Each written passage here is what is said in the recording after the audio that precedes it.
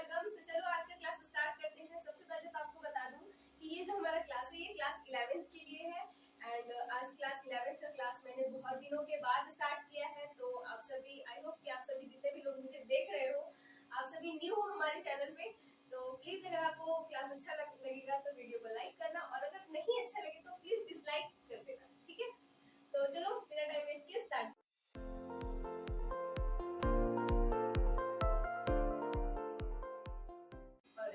तो सबसे पहले जो हम आज का क्लास स्टार्ट करने वाले हैं ये हमारा पार्ट 1 है, ठीक है। पार्ट वन में हमारा जितना भी है एक बुक है हमारा फाइनेंशियल अकाउंटिंग 1 का एनसीईआरटी का, उसी बुक से हम स्टार्ट करने वाले हैं।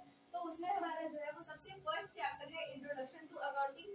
तो यस, आज की क्लास में हम इसी चीज को समझेंगे, इंट्रोडक्शन टू अकाउंटिंग। एंड आपकी जानकारी के लिए मैं बता दूं कि ये जो इंट्रोडक्शन टू अकाउंटिंग है इसका हमारा 2 क्लास होने वाला है। सबसे फर्स्ट क्लास जो आज है हमारा, ये हमारा बिल्कुल बेसिकल होने वाला है, एकदम थ्योरिकल बातें हम इस क्लास में करेंगे।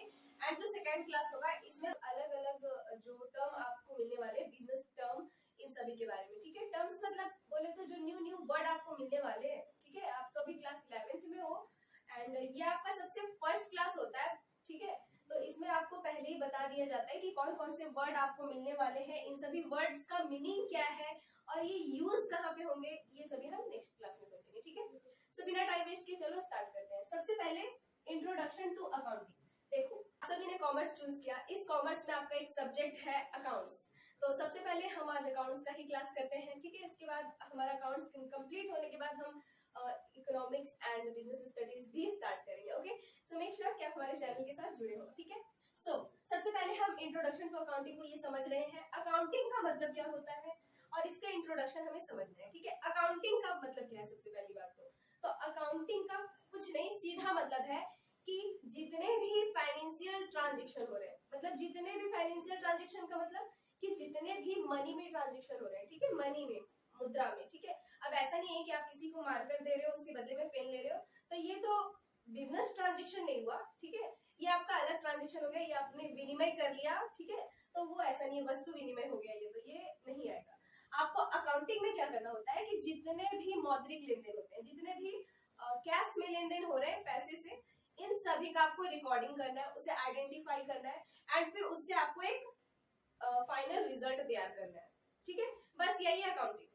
जितने भी फाइनेंशियल लेन देन हो रहे हैं इन सभी को आपको आइडेंटिफाई करना है। पहले तो इसे रिकॉर्ड करोगे, ठीक है। रिकॉर्ड करने के बाद आप उसे आइडेंटिफाई करोगे। आइडेंटिफाई करने के बाद वो कौन कौन सी कैटेगरी में है ये आइडेंटिफाई करना होता है। उसके बाद आपको इसका एक फाइनल स्टेटमेंट प्रिपेयर करना होता है, जिसे हम बोलते हैं फाइनेंशियल स्टेटमेंट्स। और ये financial statement profit and loss account, balance sheet होते हैं, ठीक है। तो हम आगे समझेंगे ये सब बातें। तो अभी अगर आप न्यू हो, पहली बार पढ़ रहे हो इसे, तो आपको तो बिल्कुल भी समझ नहीं आ रहा होगा, but don't worry. Class 11th में जो थियोरिकल क्लासेस होते हैं स्टार्टिंग के, ये बहुत बोरिंग होते हैं। हमारे लिए भी ये बहुत बोरिंग हुआ करते थे हमारे टाइम पे, ठीक है। लेकिन धीरे धीरे पढ़ते पढ़ते हमें ये सब समझ में आने लगा कि ये सब चीज आखिर है क्या, ठीक है।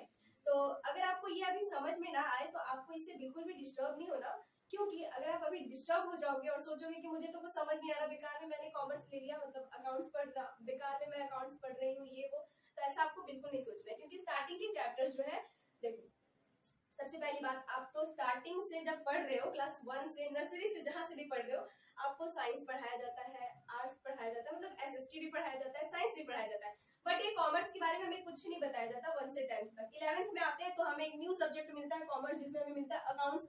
और फर्स्ट का ही 2-3 चैप्टर पढ़ के हमें समझ में नहीं आता, हम सिर पकड़ लेते हैं कि क्या हो गया ये, मैंने क्यों ये चूज कर लिया। तो ऐसा आपको नहीं करना है, ठीक है। आप आगे बढ़ते जाओगे, आपको ये बहुत ही अच्छे से समझ में आते जाएगा। चलो हो गया, मैं बहुत बात करती हूँ, अब भी बात करेंगे हम। चलो पढ़ते हैं। सबसे पहले कॉन्सेप्ट ऑफ अकाउंटिंग, ये अकाउंटिंग का कॉन्सेप्ट क्या है, ठीक। इसका कॉन्सेप्ट क्या है, तो यहाँ पे मैंने लिखा है कि accounting is a process of identifying. देखो मैंने लिखा ना आइडेंटिफाइंग, मतलब आपको ये एक ऐसा प्रोसेस है, ऐसा प्रक्रिया है जिसमें आपको सबसे पहले चीजें आइडेंटिफाई करनी होगी। देन मेजरिंग, मेजर, आपको मेजर करना होगा, मापना होगा, ठीक है। देन है रिकॉर्डिंग, रिकॉर्ड करोगे आप। एंड कम्युनिकेटिंग द फाइनेंशियल और बिजनेस ट्रांजेक्शंस। कुछ आई बात समझ में? सीधा फिर से समझो, ये एक ऐसा प्रोसेस है जिसमें आप आइडेंटिफाई करते हो, मेजर करते हो, रिकॉर्ड करते हो और फिर उसे कम्युनिकेट करते हो। कम्युनिकेट करने का मतलब क्या है कि आप इसे जो भी आपने आइडेंटिफाई किया, रिकॉर्ड किया, जो भी आप एनालिसिस कर रहे हो, इसे आप एक न्यू स्टेटमेंट तैयार करोगे, ठीक है, इसे आप एक नया तरीका से सामने मतलब किसी के सामने प्रस्तुत करोगे, दैट इज कॉल्ड कम्युनिकेटिंग, ठीक है। आप इसे किसी को बताओगे, ठीक है, किसे बताओगे, अगर आप किसी बिजनेस में अकाउंटेंट के रूप में कार्य कर रहे हो तो जो ऑनर होंगे उसके बिजनेस के उन्हें बताओगे, मैनेजमेंट्स को बताओगे, उसके यूजर्स को बताओगे, understand. Then financial and business transactions, financial transactions and business transactions, क्या ये दो अलग अलग चीजें हैं? No, both are same. Financial transactions and business transactions, financial transactions and business transactions, both means that both transactions are in cash, ये जो transactions है वो कैश में हो रहे हैं, ठीक है। ऑफ अ बिजनेस, बस हो गया कंप्लीट, इतना ही था इसका। क्या है, बस देखो, अकाउंटिंग एक ऐसा प्रोसेस है जिसमें आप आइडेंटिफाई करते हो, मेजर करते हो, रिकॉर्ड करते हो, और फिर उससे जो इंफॉर्मेशन तैयार होता है उसे आप कम्युनिकेट कर देते हो, मतलब किसी को बता देते हो, किसी के हाथ में सौंप देते हो सब सारी चीजों का एविडेंस तैयार करके, ठीक है। That is called accounting. हो गया कंप्लीट, यही है मीनिंग, बस आपको इतना ही समझना है। किसी भी फाइनेंशियल ट्रांजैक्शन को रिकॉर्ड करना, आइडेंटिफाई करना एंड उससे फाइनेंशियल स्टेटमेंट तैयार करना, that is called accounting, understand. Then यहाँ पे मैंने लिखा है it is also called language of a business, ये बिजनेस का क्या है, एक लैंग्वेज है, बिजनेस की भाषा है। क्यों? क्योंकि ये हमारी तरह भाषा, ये इसका कोई अपना हिंदी लैंग्वेज या ऐसा लैंग्वेज नहीं है, बिजनेस लैंग्वेज है ये। मतलब बिजनेस में आपका प्रॉफिट हो रहा है, लॉस हो रहा है, कितने आपके आ रहे हैं, कितने जा रहे हैं, इन सभी चीजों को ये रिकॉर्ड करता है, इसीलिए इसे बिजनेस का लैंग्वेज ऑफ बिजनेस बोला जाता है, अंडरस्टैंड। देन है यहाँ पे आप मैंने लिखा है, देखो ये चीज हो गई, कॉन्सेप्ट मीनिंग एक ही है, ठीक है, यही है आपका मीनिंग ऑफ अकाउंटिंग, ठीक है। देन मैंने लिखा है accounting is a source of information, मैंने लिखा है accounting is a source of information, accounting जो है वो इंफॉर्मेशन का एक सोर्स है। तो बताओ आप इस बात से सहमत हो कि क्या सच में अकाउंटिंग जो है वो एक इंफॉर्मेशन का सोर्स है, या बस ऐसे ही लिखा हुआ है बुक में तो मैंने लिख दिया, या फिर आपको ये पढ़ना है टॉपिक इसलिए मैंने लिख दिया? आपको क्या लगता है कि क्या ये अकाउंटिंग सच में बिजनेस का सोर्स है? Yes, accounting is a source of accounting is a source of information, accounting जो है वो इंफॉर्मेशन का एक सोर्स है, एक स्रोत है, यहाँ से हमें अलग अलग तरह के इंफॉर्मेशन मिलते हैं। अब आप ही बताओ, क्या सच में इंफॉर्मेशन मिलते हैं या नहीं मिलते? अगर आप किसी भी कहीं पे भी प्रैक्टिकल सोचो कि अगर आप कहीं अकाउंटेंट का काम कर रहे हो तो आप उस बिजनेस में जितने भी फाइनेंशियल ट्रांजैक्शन होंगे उन्हें रिकॉर्ड करोगे, आइडेंटिफाई करोगे, मेजर करोगे, और उसके बाद एक स्टेटमेंट तैयार करोगे, फाइनेंशियल स्टेटमेंट्स, ठीक है। और उस स्टेटमेंट को तैयार करने के बाद आप इसका क्या करोगे? बस तैयार आपको क्यों करना है वो स्टेटमेंट? अपने पास रखने के लिए नहीं, आपको वो स्टेटमेंट इसलिए तैयार करना है ताकि पता चल सके कि बिजनेस में प्रॉफिट हो रहा है या लॉस हो रहा है, और अगर लॉस हो रहा है या प्रॉफिट हो रहा है या कुछ गड़बड़ हो रहा है तो आप उसे मैनेजमेंट को दोगे, मैनेजमेंट इस इंफॉर्मेशन का यूज करेंगे और आपके बिजनेस की स्थिति को ठीक करने का प्रयास करेंगे। अलग अलग अगर कुछ त्रुटि हो रही है, कोई प्रॉब्लम हो रहा है तो उसे ठीक करेंगे, बस इसीलिए एक इंफॉर्मेशन का सोर्स है। आई बात समझ में? देखो मैंने लिखा है, ये जो पॉइंट्स है ये तो बुक से लिखा हुआ है, लेकिन आप अपने से भी पॉइंट बना सकते हो, जैसे कि मैंने यहाँ पे पॉइंट लिखा है, बुक का पॉइंट है, ठीक है, don't worry. Provide information for making economic decision, ये इंफॉर्मेशन हमें देता है कि इकोनॉमिक डिसीजन मतलब मौद्रिक डिसीजन हम कैसे ले सकते हैं। मौद्रिक डिसीजन मतलब क्या होता है? मतलब कि आपको बिजनेस में कितना फंड रखना है, कितने कैपिटल और लाने हैं, कितना आपका विड्रॉल आप कर सकते हो, ये सभी डिसीजन, ठीक है। Money related decision, economic decision, आपको कितना बिजनेस में कैश लाना है, कितना आप निकाल सकते हो, आपको और कितने फंड बनाने की आवश्यकता है, ये सब जो है वो इकोनॉमिक डिसीजन कहलाते हैं, ठीक है। तो अगर आपका अकाउंटिंग सही तरीके से चल रहा है, जैसा आप सोचे थे सही है एकदम, आपके बिजनेस का स्थिति फाइनेंशियल स्टेटमेंट में ये पता चला है, तो बहुत अच्छी बात है, आप और फंड बनाओ, ठीक है, आप कैपिटल और लगाओ, अगर नहीं लगाना है तो आप कैपिटल कुछ विड्रॉ करो, आपको कुछ जरूरत है तो, ठीक है। तो ये हो गया इंफॉर्मेशन कि जब आपको ये इंफॉर्मेशन हमें अकाउंटिंग से ही पता चलता है, ठीक है। देन है provide information for judging management ability to utilise resources, मतलब ये ऐसा इंफॉर्मेशन भी देता है कि इसमें ये जज करता है कि जो आपका मैनेजमेंट का टीम है वो आपके बिजनेस में जितने भी रिसोर्सेज अवेलेबल है क्या इसका सही उपयोग करके बहुत अच्छी क्वालिटी की वस्तुएं दे रहे हैं। अगर यस तो बहुत अच्छी बात है, एंड इफ अगर नहीं दे रहे हैं ऐसा तो फिर आपका कहाँ प्रॉब्लम रह गया, ये सभी चीजें हमें अकाउंटिंग से ही पता चलती है। अंडरस्टैंड। देन है provide information on activities affecting the society. अगर आपके बिजनेस में कुछ ऐसी एक्टिविटी हो रही है जो आपकी सोसाइटी को सूट नहीं करता, जो आपके बिजनेस इन्वायरमेंट को सूट नहीं करता, तो फिर आपको इसे तो चेंज करना होगा। और ये कौन कौन सी एक्टिविटीज है, क्या है ये सभी चीजें, ये सभी आपको अकाउंटिंग से पता चलता है। ठीक है, तो यहाँ पे मैंने 3 ही पॉइंट लिखा है ताकि क्लास बहुत ज्यादा लॉन्ग ना हो जाए। और हाँ, ऐसा नहीं है कि आपकी बुक में जो लिखा आप वही पॉइंट लिखोगे तभी आपको मार्क्स मिलेंगे। आप खुद से भी सोच के लिख सकते हो। जैसे आप ये भी लिख सकते हो कि accounting provide information of purchase and sales. ये परचेज और सेल का भी इंफॉर्मेशन हमें देता है। यस, आपने कितना का परचेज किया, कितना का सेल किया, उसमें आपका कितना सेल्स रिटर्न हो गया, परचेज रिटर्न हो गया, ये सभी बातें आप लिख सकते हो, खुद भी सोच के लिख सकते हो। ठीक है, इसे रटने की आवश्यकता बिल्कुल भी नहीं है। इसे सोचो समझो कि ये कैसे हो रहा है, तो उसके बाद तो आपका फिर हो ही जाना है पार। ठीक है, देन है ऑब्जेक्टिव्स ऑफ अकाउंटिंग। अकाउंटिंग के क्या ऑब्जेक्टिव्स है? ऑब्जेक्टिव्स, अब देखो मुझे ये बताओ कि कोई भी ऐसे काम है जो हम बिना किसी ऑब्जेक्टिव के करें। आप ये अगर क्लास मेरा देख रहे हो तो आपका भी कोई ऑब्जेक्टिव होगा, उद्देश्य होगा कि हमें इस चैप्टर को कंप्लीट करना है, बहुत अच्छे से समझना है। मैं आपको ये जो क्लास प्रोवाइड करा रही हूँ इसके पीछे मेरा भी उद्देश्य है कि लोगों तक ये जानकारी जाए, और मुझे तो मन लगता है पढ़ाने में।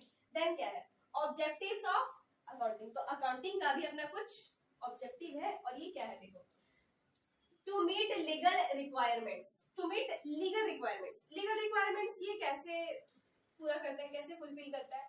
तो सोचो कि आपने कोई बिजनेस स्टैब्लिश किया है, ठीक है, तो ऐसा तो नहीं कि आप बस स्टार्ट कर दिए। मान लो कि अभी स्टार्टिंग में अगर आपने स्टार्ट किया है तो कुछ दिनों तक तो ये ठीक चल रहा है, लेकिन जब इसका बहुत अधिक टाइम हो गया, गुडविल अच्छा बन गया, लोग इसे जानने लगे हैं, तो आपको तो रजिस्ट्रेशन कराना ही होगा ना। अब उस एरिया के लीगल रिक्वायरमेंट्स तो आपको फुलफिल करने ही होंगे।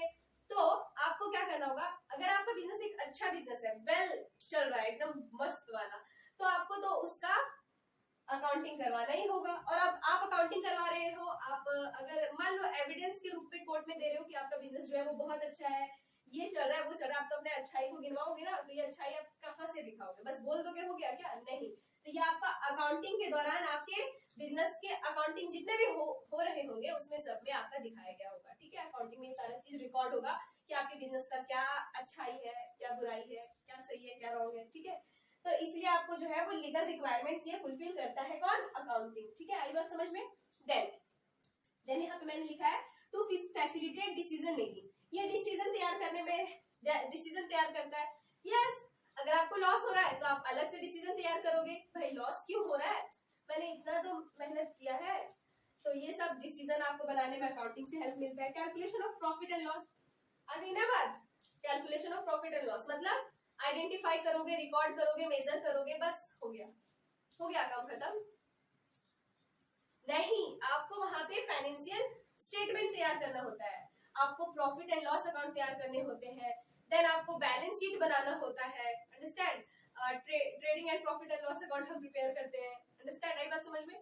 तो ये सभी जो है मतलब आगे हम समझेंगे कि प्रॉफिट एंड लॉस अकाउंट हम कैसे प्रिपेयर करते हैं, इसका क्या क्या प्रोसेस है। सबसे पहले तो रिकॉर्ड करना होता है, रिकॉर्ड करते हैं हम जर्नल में रिकॉर्ड करने के बाद लेजर तैयार करते हैं, लेजर तैयार करने के बाद ट्रायल बैलेंस बनाते हैं, ट्रायल बैलेंस बनाने के बाद trading and profit and loss account बनाते हैं, उसके बाद हमें बैलेंस शीट बनाने को मिलता है। और उसमें भी अगर ट्रायल बैलेंस मैच नहीं कर रहा, छोड़ो ये तो आगे की बातें होगी, आपको ऐसे भी ये पार हो रहा होगा, तो हम आगे समझेंगे। और ठीक है, देन है providing accounting information to its users. Accounting information ये किसे देते हैं? इसके यूजर को, मतलब जिनको ये अकाउंटिंग इन्फॉर्मेशन की जरूरत है। अब ये जरूरत किन्हें हो सकती है? तो कुछ ऐसे लोग होंगे जो आपके बिजनेस के अंदर है, कुछ ऐसे लोग होंगे जो बिजनेस के बाहर के हैं, सभी को जो उस बिजनेस से रिलेटेड है उन्हें इनकी आवश्यकता पड़ती होगी। ठीक है, ये हो गई हमारी बात ऑब्जेक्टिव्स के ऊपर। चलो और भी बातों को समझते हैं, इसके लिए हम थोड़ा सा रुकेंगे। यहाँ पे हमारा है एडवांटेजेस ऑफ अकाउंटिंग, मतलब कि अकाउंटिंग के क्या लाभ है, क्या एडवांटेज है, क्या फायदे हैं इसके, हम ये क्यों करते हैं। तो देखो अभी तक हमने जितना भी बात किया, आई होप कि उनसे आपको समझ में तो आ ही गया होगा कि अकाउंटिंग के क्या क्या फायदे हैं। ठीक है, तो आपको अब तक तो अकाउंटिंग के क्या क्या फायदे हैं इनके बारे में पता चल ही गया होगा। लेकिन इन केस अगर नहीं पता चला है तो कुछ पॉइंट्स यहाँ पे मैंने लिख रखा है, इसे हम समझते हैं और कोई जरूरी नहीं है कि इतना ही फायदे हैं, आप खुद से भी फायदा सोच सकते हो। ठीक है, सो सबसे पहले मैंने लिखा है accounting assist in managing the business. Accounting से जो है वो बिजनेस को मैनेज करने में हेल्प मिलता है, मैनेज करने का फायदा इससे होता है। ठीक है, तो बोलो अभी इस बात को मैंने अभी कुछ देर पहले भी आपको मैंने बताया था कि अकाउंटिंग जो है वो बिजनेस को मैनेज करने में हेल्प करता है। अब ये मैनेज करने में कैसे हेल्प करता है, तो अगर बिजनेस में कुछ गड़बड़ी हो रही है, आपको प्रॉफिट सही से नहीं हो रहा, लॉस हो जा रहा है, तो इसका मतलब है कि मैनेजमेंट सही से नहीं हो रहा। और अगर आप अकाउंटिंग नहीं करोगे तो कैसे मैनेजमेंट करना है, कहाँ पे सुधार करना है, ये कैसे पता चलेगा, तो ये आपको अकाउंटिंग से पता चलेगा। ठीक है, तो बिजनेस को मैनेज करने में हेल्प करता है। देन है accounting helps in ascertaining the profit and financial position. Accounting से ही हमें किसी भी बिजनेस का फाइनेंशियल पोजीशन पता चलता है कि उसका पोजीशन कैसा है, ठीक है, सही सलामत है, हेल्दी फाइनेंशियल पोजीशन है उसका या हेल्दी नहीं है। हेल्दी का मतलब सही हो, ठीक है, अच्छा प्रॉफिटेबल ऐसा है या नहीं। ठीक है, देन है it provides systematic record of business transaction. इससे जो है वो बिजनेस का सिस्टमैटिक रिकॉर्ड है। सिस्टमैटिक का मतलब क्या होता है कि ऐसा तो नहीं है ना कि बिजनेस का अगर हर मंथ का रिकॉर्डिंग हो रहा है तो हर मंथ में कितने सारे ट्रांजेक्शंस होते होंगे, तो ये सारे ट्रांजेक्शंस को सिस्टमैटिक वे में रिकॉर्ड करना है। जैसे 1 से 10 के बीच में जितने भी ट्रांजेक्शंस हुए हैं, डेट 1 से 10 के बीच में जितने भी ट्रांजेक्शंस हुए हैं, ये सभी ट्रांजेक्शंस जो है वो सिस्टमैटिक वे में हो। पहले डेट 1 का, फिर डेट 2, डे 3, डे 4, इस तरह से रिकॉर्डिंग हो। ओके, देन है accounting facilitates correct payment of taxes. मतलब अकाउंटिंग करने से ही पता चलता है कि आपका कितना टैक्स आपको देना है, करेक्ट, आप कितना टैक्स पे करोगे। कैसे, तो देखो ट्रांजेक्शन्स का एक लिमिट होता है कि आप इतने ट्रांजेक्शन्स तक अगर ट्रांजेक्शन करोगे इतने अमाउंट का, तो आपको इतना टैक्स देना होगा। इतने कुछ एक्स अमाउंट का करोगे ट्रांजेक्शंस तो आपको एक्स अमाउंट तक का टैक्स देना होगा। अंडरस्टैंड, तो ये आप कितने अमाउंट तक का ट्रांजेक्शंस कर रहे हो ये आपको ऐसे ही तो पता चलने वाला है नहीं, ये आपको तभी पता चलेगा जब आप अकाउंटिंग करवाओगे ढंग से, अच्छे से। तो आपका अकाउंटिंग जो है इससे पता चलेगा कि आपको कितना टैक्स देना है।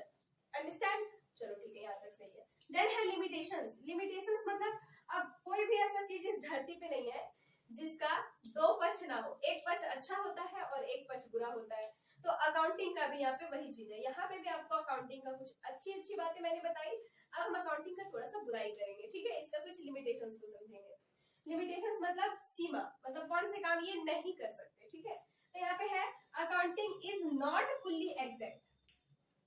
यस, अकाउंटिंग यहाँ पे जो होता है वो पूरा का पूरा सही नहीं होता है, क्योंकि कभी कभी जो है कुछ ट्रांजेक्शंस रह जाते हैं, या फिर कभी कभी क्या होता है ना कि आपने गुड्स बेचा, उसमें से कुछ गुड्स जो है वो रिटर्न आ गए। कभी कभी ओमिशन हो जाता है कि आपने रिटर्न हुए गुड्स को रिकॉर्ड ही नहीं किया। ठीक है, तो यहाँ पे भी ट्रांजेक्शन जो है ना पूरा एग्जैक्ट नहीं होता। ठीक है, कंप्लीट इंफॉर्मेशन आपको नहीं मिलेगा, लेकिन हाँ एक हद तक मिल जाएगा कि आपका 10,000 तक का आपका ट्रांजेक्शन हुआ है, 9,000 तक का ट्रांजेक्शन हुआ है। ठीक है, अब उससे 500, 200 कुछ एक्स्ट्रा भी हुआ होगा या कुछ कम भी हुआ होगा, तो ये पूरा एग्जैक्ट आपको नहीं बताता कि कितना हुआ होगा, बस बताता है आइडिया आपको लग जाएगा कि कितना आपके बिजनेस का वर्थ है। ओके, देन है इग्नोर प्राइस चेंजेस। इसमें प्राइस चेंज जो होता है ना, इसमें बहुत ज्यादा प्रॉब्लम होता है, क्योंकि कोई ऐसी वस्तुएं हैं जिनका अभी हम जो प्राइस है वो 10 रुपीज है, लेकिन 4 मंथ्स या 6 मंथ्स के बाद उसका प्राइस जो है वो 15 रुपीज हो गया। बट जो मैंने ट्रांजेक्शन किया था उसमें तो मैंने 10 ही लिखा था ना, जो मैंने ट्रांजेक्शन किया उसमें मैंने 10 ही लिखा था। तो जब अकाउंटिंग होगा तो 10 रुपए पे होगा, लेकिन उसका जो करंट प्राइस हो जाएगा वो 15 रुपीज होगा। तो इस तरह से प्राइस में चेंज आ जाएंगे। 10 में रिकॉर्ड किया था आपने, करंट में उसका 15 हो गया है। तो इस तरह का चेंजेस को ये रिकॉर्ड नहीं करता है। ठीक है, ये बस पहले का प्राइस को रिकॉर्ड करता है। तो ये है प्राइस चेंजेस को रिकॉर्ड नहीं करता। Unsuitable for forecasting, unsuitable for forecasting, yes यहाँ पे फॉर छूटा हुआ है, मतलब ये पूर्वानुमान लगाने के लिए सही नहीं है।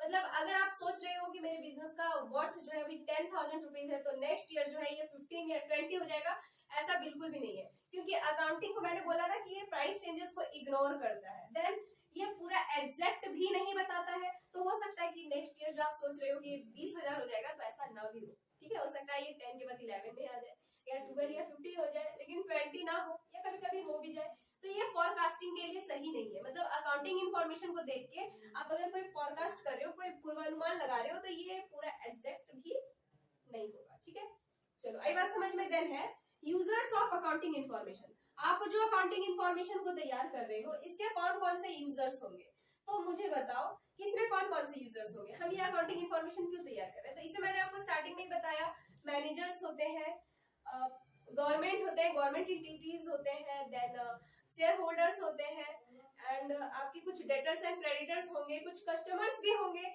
इन्हें आपको आपकी अकाउंटिंग इन्फॉर्मेशन का जरूरत पड़ता है। अब क्यों जरूरत पड़ता है, इसकी क्या नीड है, तो इसे आप समझो। लेट्स से कि अगर कोई शेयर होल्डर है, ठीक है, तो ये जो शेयर होल्डर है ये आप जानना चाहेंगे कि आपके बिजनेस का प्रॉफिटेबिलिटी क्या है, क्या वो अगर आपके बिजनेस में इन्वेस्ट करते हैं तो उसे अच्छा रिटर्न मिलेगा, अगर अच्छा रिटर्न उन्हें मिलता हुआ दिखेगा तभी वो इन्वेस्ट करेंगे, अच्छा रिटर्न नहीं दिखेगा तो वो इन्वेस्ट नहीं करेंगे। अंडरस्टैंड, तो ये चीज तो हो गई शेयर होल्डर्स को लेके। Second thing is that debtors और क्रेडिटर्स, मतलब जो आपको पैसे देंगे या जो आपसे पैसे लेंगे, ठीक है, तो ये भी आपके बिजनेस की प्रॉफिटेबिलिटी को देखेंगे, लायबिलिटी को देखेंगे, सभी चीजों को देखेंगे, और कि आपका जो जितना भी अमाउंट वो आपको लेंड कर रहे हैं उतना आप उसे फ्यूचर में पे करोगे, कर पाओगे कि नहीं कर पाओगे, अगर नहीं कर पाओगे तो क्या वो आपके बिजनेस से कुछ वसूल कर सकते हैं, ये सभी चीजें वो देखते हैं, debtors and creditors. Okay, then जो है वो है आपका डेटर्स, तो भले ही ना देखें क्योंकि डेटर्स से तो आपको लेने होते हैं, बट क्रेडिटर्स तो जरूर देखेंगे, ठीक है, क्योंकि वो आपको देंगे। देन है आपका कुछ गवर्नमेंट एंटिटीज, गवर्नमेंट बॉडीज, तो गवर्नमेंट बॉडीज और गवर्नमेंट एंटिटीज इसीलिए आपकी अकाउंटिंग इंफॉर्मेशन का इंतजार करती है या देखती है ताकि आप वो आपसे सही टैक्स ले रहे हैं यानी इसका जानकारी वो ले सके, ठीक है, मतलब टैक्स उनको जो है मिलना चाहिए। कौन कौन से टैक्स, तो वैट हो गया, जीएसटी हो गया, वैल्यू एडेड टैक्स जीएसटी हो गए, कस्टम हो गए, कस्टम ड्यूटीज वगैरह, ठीक है, तो ये सभी टैक्सेस जो है उन्हें टाइम पे मिल रहा है, सही अमाउंट में मिल रहा है या नहीं, ठीक है, गवर्नमेंट एंटिटीज इसीलिए देखेंगे। थर्ड थिंग है, फोर्थ थिंग है मैनेजर्स, बिजनेस के मैनेजर्स, तो वो क्यों देखेंगे, ये बात तो मैंने स्टार्टिंग से ही बोल रही हूँ मैं कि यहाँ पे वो इसीलिए देखेंगे ताकि वो बिजनेस को अच्छे से मैनेज कर सके, कहाँ पे प्रॉब्लम हो रहा है इसे फुलफिल कर सके, ठीक है, प्रॉब्लम को जड़ से हटा सके। तो ये सभी बातों को मैंने हिंदी में बताया। तो ये क्लास किसी स्पेशल बोर्ड के लिए तो नहीं है, इसे आप कोई भी बोर्ड के हो, वेदर आप जैक बोर्ड के हो, वेदर आप बिहार बोर्ड के हो और आप सीबीएसई के हो, कोई भी बोर्ड के लोग इसे पढ़ सकते हैं। अपनी बातों में आपको लिखना होगा, मैं तो बस समझा रही हूँ। ओके, तो ये चीज आ गई आपको समझ में। देन है क्वालिटेटिव कैरेक्टरिस्टिक्स। अब देखो ये क्वालिटेटिव कैरेक्टरिस्टिक्स क्या होता है, तो ये जो क्वालिटेटिव वर्ड है ना इसका मतलब होता है गुणात्मक, मतलब अकाउंटिंग इंफॉर्मेशन के तो बहुत सारे कैरेक्टरिस्टिक्स हमने पढ़ा कि ये मैनेजमेंट में मदद करता है, प्रॉफिट पता करता है, लॉस पता करता है, कहाँ पे कमी आ गई ये पता करता है, कितना आपको इन्वेस्ट करना है, कितना लाना है ले जाना, इकोनॉमिक सभी चीजों को ये बताता है। इतनी सारी जो इसकी कैरेक्टरिस्टिक्स है इनमें कुछ ऐसी बातें हैं जो एकदम होनी ही चाहिए तभी वो यूजफुल होंगे, अगर ये सभी चीजें उसमें नहीं है तो वो यूजफुल इंफॉर्मेशन नहीं है, ठीक है, तो ये हो गया गुणात्मक, मतलब कैरेक्टरिस्टिक्स तो है, ये उनके गुण तो है, लेकिन इसमें भी आपका कुछ ऐसा गुण है जो सब में होना चाहिए तभी वो यूजफुल है, नहीं तो वो यूजफुल नहीं है। तो खुद ही सोचो क्या हो सकते हैं, बताओ, तो इसमें क्या हो सकता है, ये रिलायबल हो, ठीक है, रिलायबल, ओके, इसे क्या बोलते हैं, रिलायबल, रिलायबिलिटी। रिलायबिलिटी का मतलब है कि ये जो है कि इसमें आपका कोई मिस्टेक नहीं होना चाहिए, विश्वसनीय होना चाहिए, मतलब आप इस ऐसा इंफॉर्मेशन जिसपे विश्वास किया जा सके, रिलायबल हो, ऐसा रिलायबल होना चाहिए, मतलब इसमें कोई मिस्टेक नहीं होना चाहिए, कोई गड़बड़ नहीं होनी चाहिए, एंड इट शुड बी विश्वसनीय, मतलब it should be trustable, okay, इसमें ट्रस्ट किया जा सके।